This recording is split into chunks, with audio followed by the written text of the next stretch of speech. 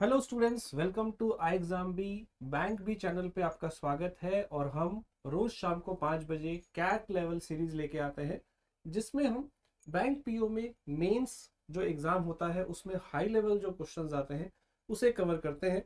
तो यहाँ पे आपको हर वीक मैथ्स, रीजनिंग और इंग्लिश की क्लासेस मिलती हैं। सो आज हम देखेंगे आगे CAT level series, mains level series में कुछ और क्वेश्चन। आज हम देखेंगे प्रॉफिट एंड लॉस के क्वेश्चन। मैंने बहुत सारी वीडियोस इसमें पहले बनाई हैं, क्वाड्रेटिक इक्वेशन, सिंप्लीफिकेशन, और भी पहले बहुत सारी वीडियोस हैं जो मैथ्स में हैं, आप उन्हें जरूर देखिएगा। तो चलिए आज देखते हैं प्रॉफिट एंड लॉस का हाई लेवल सवाल। तो हमारा पहला सवाल है, ये मेंस में बहुत ज्यादा आता है, जिसमें आपको फिलर्स देखने को मिलते हैं और फिलर्स एक से ज्यादा भी होते हैं। जैसे यहाँ आपको दो फिलर दिख रहे हैं और ये दोनों की जगह क्या आ सकता है वो ऑप्शन आपको दिए हुए हैं, और वो भी एक से ज्यादा पॉसिबल हो सकते हैं और उसमें से आपको कोई एक आंसर लगाना होगा। This is very common type जो आजकल मेंस में पूछा जाता है। तो चलिए इस क्वेश्चन को देखते हैं। तो हमारा क्वेश्चन क्या है, आइए इसको देखते हैं। पहला हमें जो दिया हुआ डाटा, क्या दिया हुआ उसके अंदर, labelled price of an article is 80% more than the CP. Labelled price का मतलब क्या होता है, एमआर। ये 80% ज्यादा है किससे, सीपी से। आगे क्या दिया हुआ है, when it is sold at x% discount then dash percent profit होता है, let's say it's P1, and when it is sold at a discount of 2x%, पहले x% डिस्काउंट था, अभी 2x% डिस्काउंट है, सो P2% का प्रॉफिट होता है। तो ये दोनों फिलर्स आपको बताने हैं which of the following options are suitable possible for these blanks. और आपको कई ऑप्शन दिए हुए हैं, हो सकता है कि एक से ज्यादा भी सेटिस्फाई करें, और यहाँ पे आपको ऑप्शन दिए हुए हैं, इनमें से कौन से करेंगे, फर्स्ट, सेकंड, सेकंड, थर्ड, या एक दो से ज्यादा भी कर सकते हैं। ऑप्शन आपको इस टाइप से दिए हुए हैं, ठीक है। तो अब इसको करेंगे कैसे, अप्रोच क्या रहेगी। देखिए यहाँ एक से ज्यादा पॉसिबल ऑप्शन है, तो इसका मतलब यहाँ पे आप डायरेक्टली नहीं कर पाएंगे कि एक ही आंसर होगा, कई आंसर हो सकते हैं। तो आप ऑप्शन से लेके भी चल सकते हैं और इक्वेशन भी बना सकते हैं। इक्वेशन बनाने के बाद में इनको पुट कर सकते हैं, या शुरू में ही ऑप्शन लेके आप अपना सेटिस्फाई करके देखो कि ये स्टेटमेंट सेटिस्फाई हो रही है कि नहीं हो रही। चलिए शुरू करते हैं। तो सबसे पहले हमें पता है कि सीपी से एमआरपी 80% ज्यादा है। तो मान लेते हैं हमारा जो सीपी है वो 100 है, एमआरपी कितना है, इससे 80% ज्यादा है, तो कितना हो गया, 180, ठीक है। अब वो कह रहा है कि अगर x% डिस्काउंट है तो पहला प्रॉफिट ये है 50। मान लो पहला ऑप्शन लेते हैं कि 50 का प्रॉफिट है, और जब डबल 2x% का आपने डिस्काउंट दिया तो फिर ये सेकंड ऑप्शन 20 का प्रॉफिट। तो हमें प्रॉफिट तो पता चल गया ऑप्शन से, 50 एंड 40। सो पहले के हिसाब से आपका 50% प्रॉफिट है इसके ऊपर, तो 150 में सेल कर रहे हो। और सेकेंड केस में आप जो है 20% पे प्रॉफिट पे सेल कर रहे हो, तो 120 पे सेल कर रहे हो। तो आप जरा ये देखिए कि पहले में आपने कितना डिस्काउंट दिया और सेकेंड में आपने कितना डिस्काउंट दिया। पहले में ये डिफरेंस आपको 30 रुपीज का दिख रहा है और दूसरे में 60 का दिख रहा है। मुझे डिस्काउंट डबल दिया, डबल दिख रहा है, लेकिन इसने बोला था डिस्काउंट परसेंट डबल होना चाहिए। अगर डिस्काउंट डबल है तो डेफिनेटली डिस्काउंट परसेंट भी तो डबल होगा। क्यों, क्योंकि डिस्काउंट परसेंट किस पे कैसे निकाला जाता है, डिस्काउंट अपॉन एमआरपी इंटू 100। आपका एमआरपी तो चेंज ही नहीं हो रहा, एमआरपी तो वही है। आप डिस्काउंट जैसे चेंज करोगे वैसे ही एक तरह से डिस्काउंट परसेंट चेंज होगा। अगर डिस्काउंट डबल करोगे तो डिस्काउंट परसेंट भी डबल हो ही जाएगा। तो अगर डिस्काउंट डबल आ रहा है इट मींस डिस्काउंट परसेंट भी डबल हो रहा है। सो यस, ये सेटिस्फाई कर रहा है। बहुत ही सिंपल है। दूसरे केस में हम ये लेते हैं कि अगर मेरा सीपी जो है वो 100 था, एमआरपी 80% ज्यादा था, वो हो गया 180। पहले में 55 प्रॉफिट हो रहा है, तो आप 155 का सेल कर रहे होगे। दूसरे में आप 20% प्रॉफिट पे सेल कर रहे हो, तो 120 पे सेल कर रहे हो, क्योंकि प्रॉफिट इस पे देखा जाता है 100 पे, इसीलिए उसे 100 माना था। अब डिस्काउंट चेक करिए, पहले 25 का है और इधर दूसरे में जो डिस्काउंट है वो आपको 60 का दिख रहा है। सो ये मैच नहीं कर रहा, क्योंकि यहाँ 25 का डिस्काउंट है, वहां 60 का है, डबल तो है ही नहीं, तो ये ऑप्शन एलिमिनेट हो गया। क्या आप इसको समझ पा रहे हो? अगला ऑप्शन देखते हैं। अगर हमारा सीपी 100 है और एमआरपी हमारा 80% ज्यादा है 180, 60 का प्रॉफिट है तो आप 160 पे सेल कर रहे हो, 40 का प्रॉफिट है तो 140 पे सेल कर रहे हो, तो पहले में डिस्काउंट 20 है और दूसरे में डिस्काउंट 40 है। अब आप इसको फास्टली कर सकते हो कि थर्ड भी सही है, फर्स्ट भी सही है, और ऐसे ही फोर्थ वाला भी देख लो। फोर्थ वाले में सीपी आपका 100 था, एमआरपी आपका 180 था, 45 अगर प्रॉफिट है तो 145 में सेल करोगे, और 10 का अगर प्रॉफिट है तो 110 में सेल करोगे। तो इस एमआरपी से चेक करो दोनों सेलिंग प्राइस में, यहाँ 35 कम किया है, यहाँ 70 कम किया है, तो आपने ओवरऑल कितना कम कर दिया? डबल। तो मेरा फोर्थ भी सही आ रहा है, तो मेरा आंसर हो गया, सेकंड नहीं कर रहा था, फर्स्ट थर्ड एंड फोर्थ मेरे सेटिस्फाई कर रहे हैं, ये मेरा आंसर हो गया। बस इतना ही काम इसमें आपको करना था, बहुत सिंपल सा सवाल था।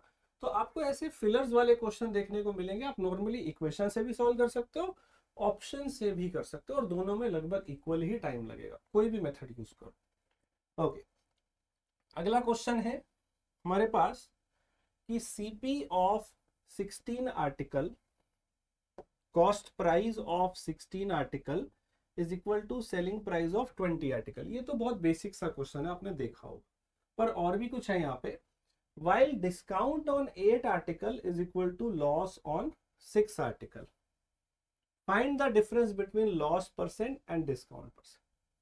तो प्रॉफिट लॉस, प्रॉफिट यहाँ पे लॉस है, लॉस परसेंट निकालना है और डिस्काउंट परसेंट निकालना है, और थोड़ा सा इक्वेट करके दिया हुआ है कि इतने का कॉस्ट प्राइस, इतने का सेलिंग प्राइस, ये जो बहुत कॉमन लैंग्वेज है।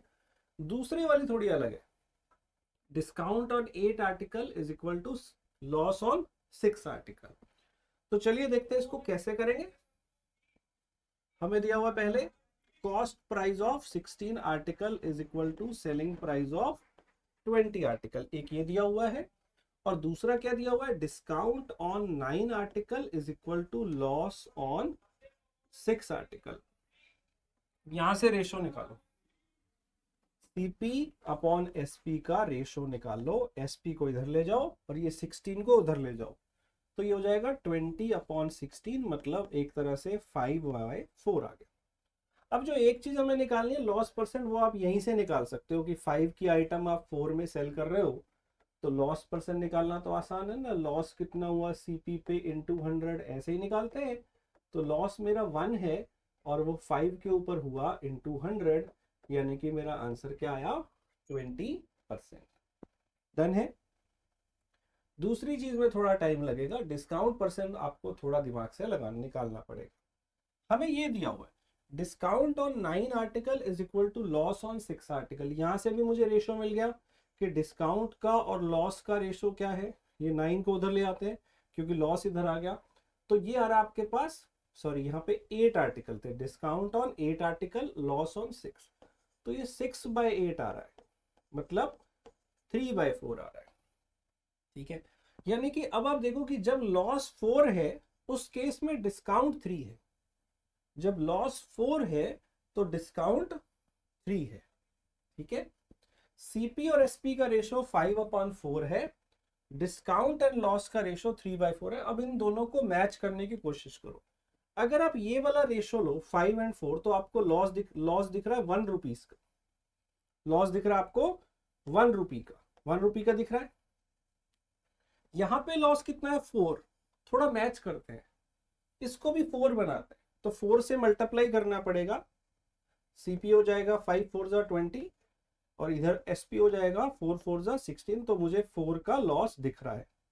जब 4 का लॉस है तब आपको पता है डिस्काउंट 3 है, यानी कि इस केस में 3 रुपीज का डिस्काउंट देके 16 में बेचा है। अगर 3 का डिस्काउंट देके 16 में बेचा है तो एमआरपी कितना होगा? एमआरपी में से 3 कम 16 में बेचा, तो एमआरपी 3 ज्यादा होगा ना 16 से, क्योंकि एमआरपी पे 3 कम किया होगा, और 4 लॉस था तभी डिस्काउंट 3 था। अब मैं निकाल सकता हूं, मुझे ये जो सेकेंड आइटम निकालनी है वो है डिस्काउंट परसेंट। डिस्काउंट परसेंट निकालने के लिए क्या जरूरी होता है, कितना डिस्काउंट हुआ और कितना एमआरपी, ये शायद मैं दोनों आइटम निकाल चुका हूं। डिस्काउंट कितना है 3 और मुझे एमआरपी की भी जरूरत थी, इन दोनों को डिवाइड करेंगे 3/19 into 100। So 300/19% is your discount. और लॉस कितना था 20। आपको ना इन दोनों का डिफरेंस निकालना है, तो आखिरी स्टेप 20 में से 300/19 को माइनस कर दो एलसीएम लेके, तो ये उधर मल्टीप्लाई होके 380 माइनस 300 80/19% आ जाएगा, अप्रॉक्स 4.2 समथिंग परसेंट आपका आंसर आ जाएगा। सो आप देख रहे हो कि ये चीज तो आसान थी, पर ये चीज में आपको थोड़ा सा यहाँ पे एक्स्ट्रा टाइम लग रहा था। तो आप मेंस लेवल के जब सवाल करते हो तो उनसे घबराना नहीं है, अल्टीमेटली फंडामेंटल्स वही रहने वाले हैं। चाहे कितना भी लेंदी ट्रिकी क्वेश्चन हो, वो आपको सिर्फ उलझाएगा, लंबे लंबे सवाल देगा, लेकिन उसका फंडामेंटल कभी नहीं बदलने वाला है। कोई नई चीज वो नहीं पूछेगा, हमेशा बेसिक्स वही रहने वाले। So students, we have ex bank officers. हमारे एग्जाम भी जो है प्लेटफॉर्म पे आपको बहुत सारे बैंक ऑफिसर दिखेंगे। ऑल्सो आपका जो साइकोमेट्रिक टेस्ट होता है, डिस्क्रिप्टिव इंग्लिश है, इंटरव्यू है, उन सब की प्रिपरेशन आपको यहाँ पे करवाई जाती है एक्सपर्ट फैकल्टी के द्वारा, जो खुद बहुत सारे बैंक में काम कर चुके हैं। सो एसबीआई पीओ के कोर्स में एनरोल कर लीजिए स्टूडेंट, अगर आपने अभी तक नहीं किया है। आपको 6 मंथ का 12 मंथ का पैकेज मिल जाएगा, और आप आने वाले बैंक एग्जाम की तैयारी कर रहे हैं तो सुपर पैक कोर्स है, उसमें भी आप ज्वाइन कर सकते हैं। Right students, and we have best online course for SBI PO.